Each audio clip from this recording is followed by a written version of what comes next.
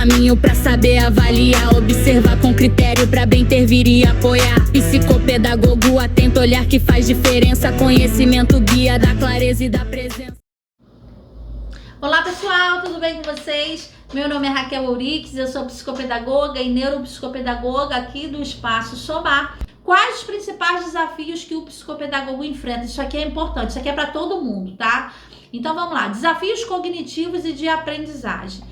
A gente precisa identificar precocemente, identificação precoce das atividades.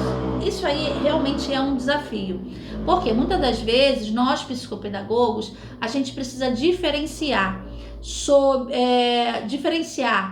o que é de baixo desempenho escolar, se é fruto de um transtorno específico de dislexia, de descalculia, ou de distratores ambientais, emocionais, pedagógicos. É um desafio, né? Por isso que a gente precisa estudar.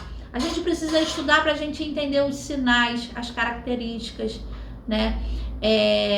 Para que a gente consiga, de forma assertiva, identificar precocemente essas dificuldades, né? Questão de função executiva. Criança com dificuldades de inibição, memórias de trabalho e flexibilidade cognitiva tende a apresentar obstáculos para aprender a se regular, exigindo estratégias específicas de intervenção.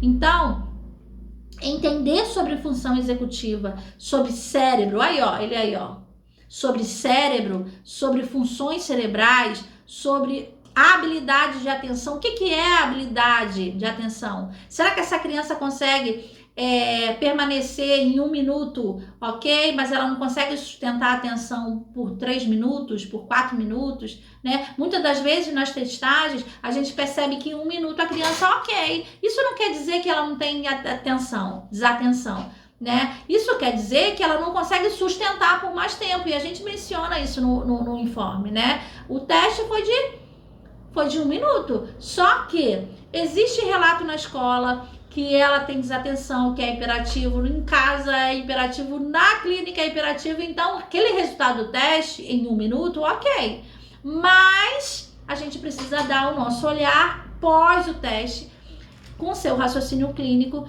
que essa criança realmente pode ter um TDAH, pode ter uma desatenção, tá? Então conhecer sobre habilidades é muito importante. O que é flexibilidade cognitiva? O que é memória de trabalho? O que é atenção sustentada? O que é atenção seletiva? É importante saber, tá? Identificar. E é um desafio, né? Por quê? Porque muita gente não quer estudar, gente. Meninas e meninos precisam estudar, precisa gastar dinheiro, precisa gastar tempo, precisa, senão você não vai conseguir entender todo o processo. A nossa vida de psicopedagogo é estudar e estudar, senão você não consegue desenvolver, tá? Então tá até no código de ética, você precisa estudar, tá atualizado, né? Ter essas bases bem firmadas para que você possa falar com segurança, entender todo o funcionamento dessa criança, tá? Então, você entendendo dessas habilidades, você vai conseguir criar estratégias específicas dentro da intervenção, tá? Saber sobre bases da alfabetização, isso aí é ainda um dilema no Brasil, né? Porque para você escolher a adaptação e o método de ensino, tipo, é fônico, não é multissensorial, não é o global, não é a abelhinha, existe um ponto de interrogação, né? E ainda é um dilema no Brasil, pois há muita divergência em relação a essas práticas escolares, né? Mas a gente vai estudando, vai lendo, de repente o que deu para um não vai dar para outro, você precisa entender várias bases de alfabetização para ver o que encaixa naquela criança. A gente tem essa honra, né, de trabalhar individualizado, que às vezes a escola não tem.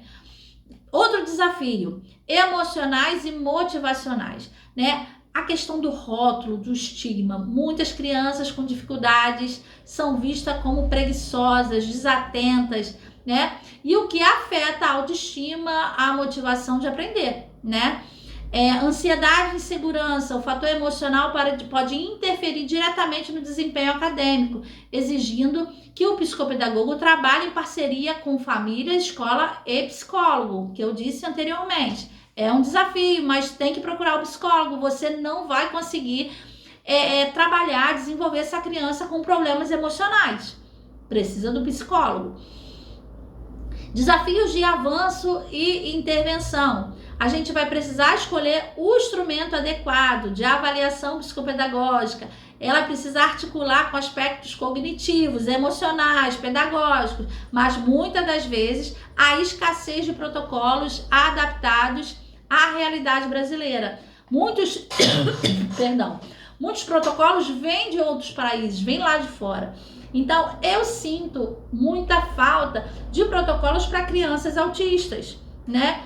Não verbais. Eu sinto, então eu sempre tenho que fazer qualitativo.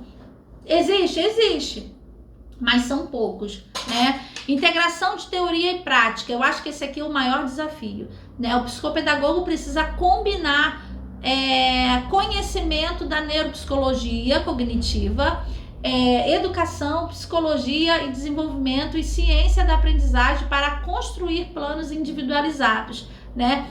Olha quanto conhecimento a gente precisa ter. Buscar, saber, conhecer para a gente construir um plano individualizado. Então, cabe a nós esse desafio, né? Isso vai acontecer a longo prazo, a gente sabe disso, não é de uma hora para outra que você vai botar livro, entra, não é. Igual tem aí no Instagram, né? Para você ter o conhecimento, você bate o livro na cara. Não é. Mas precisa de dedicação, precisa de empenho do profissional para ter esse conhecimento aqui, tá bom? Então, o desafio do contexto escolar e família a gente já falou sobre essas articulações de família e escola, que nem sempre tem essa abertura, né? Para implementar uma adaptação pedagógica baseada em evidência. A gente sabe disso, mas a gente não pode desistir. É um desafio, tá? O envolvimento da família também é um desafio, porque muitas das vezes ela acha que ela sempre terceiriza, ela acha que está pagando uma terapia e você tem que dar conta de tudo, e não é. Por isso o trabalho psicoeducacional com bases e evidências é importante, tá? E o último desafio aqui que eu coloquei é o desafio ético e profissionais. Manter-se atualizado. Novas pesquisas em neurociência, função executiva, alfabetização exigem constante atualização do psicopedagogo. Construção de metas funcionais. O psicopedagogo precisa transformar resultados e queixas em planos terapêuticos claros e mensuráveis que façam sentido na vida da criança, do adolescente, da pessoa que você está atendendo, né? Na prática escolar. Então, vamos lá. O maior desafio do psicopedagogo é integrar diferentes saberes cognitivo, emocional, pedagógico e social em intervenções personalizadas, enfrentando tanto a falta de recurso quanto a baterias emocionais e contextuais, tá? Mas eu espero que realmente faça sentido para vocês e que essas informações vocês possam refletir sobre elas, né? Daqui para frente vocês estão na clínica, daqui para frente vocês estão na escola.